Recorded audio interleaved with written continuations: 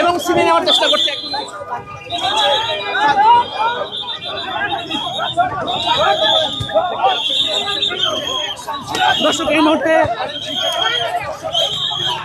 দর্শক এই মুহূর্তে বেশ উত্তপ্ত পিএসসি সামনে 47তম বিসিএস এর শিক্ষার্থীরা যৌক্তিক সময় দাবিতে তারা কিন্তু পিএসসি অবরোধ করেছিলেন এবং এই মুহূর্তে আমরা দেখেছি যে পুলিশ কিন্তু তাদেরকে পিএসসি গেট থেকে সরিয়ে দিয়েছেন। এই মুহূর্তে শিক্ষার্থী এবং পুলিশের মধ্যে বাক বিতণ্ডা কিন্তু হচ্ছে, আমরা সেই কিন্তু দেখতে পাচ্ছি।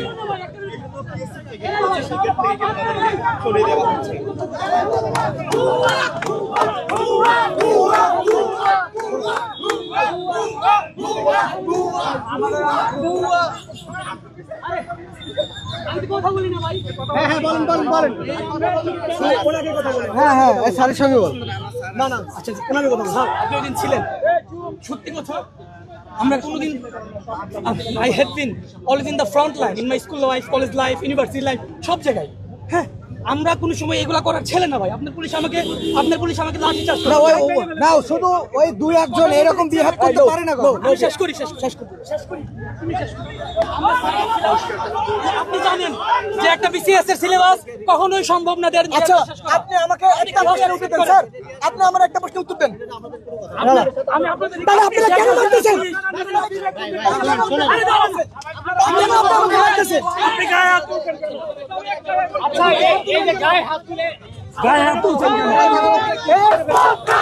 মাইক ছিল, সে মাইককে ভেঙে ফেলছে এবং আমার এক হাতে কবজি মুচড় দিয়ে এখানে লাল করে ফেলছে। দেখেন, ভেঙে ফেলছে। এই করে পুলিশ করছে, এটা পুলিশ করেছে। আমার হাতে মাইক ছিল, সে মাইককে তোমরা মুচড়ে ফেলে দিয়েছে এবং আমার এক হাত বাম হাত ধরে মানে মুচড় দিয়েছে, এই যে লাল করে ফেলছে। করছে আর কি।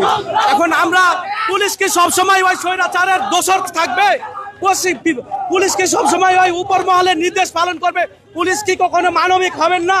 তারা কি যৌক্তিক এবং অযৌক্তিক এই যে বিষয়গুলো বিবেচনা করবেন না? আমাদের দাবি ছিল 47-এর ক্ষেত্রে লিখিত পরীক্ষাতে সময় দেওয়া হয়েছে খুবই কম, যেই সময়টা পুরো অযৌক্তিক। আমরা এই অযৌক্তিক সময়টার সমাধানের জন্যই এখানে আমরা আজকে এসেছি। এটাই আর কি, অযৌক্তিক সময়ের সমাধানের জন্য আমরা এখানে আজকে এই পথে, এই রাস্তায়।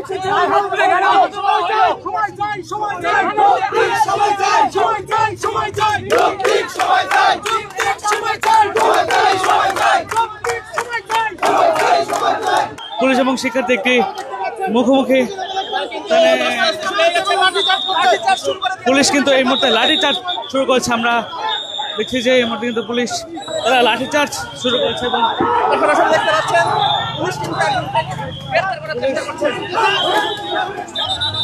এবং সিনে নেওয়ার চেষ্টা করছে।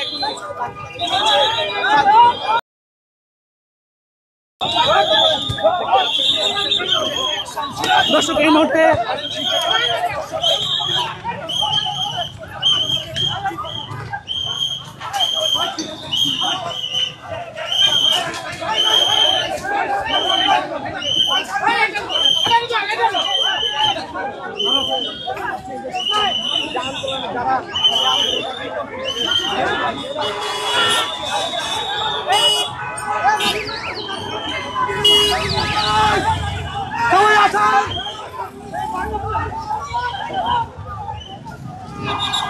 দর্শক এই মুহূর্তে কিন্তু একজনকে আটকের বিষয়ে আমরা দেখতে পাচ্ছি যে পুলিশ শিক্ষার্থী কিন্তু এই মুহূর্তে একটি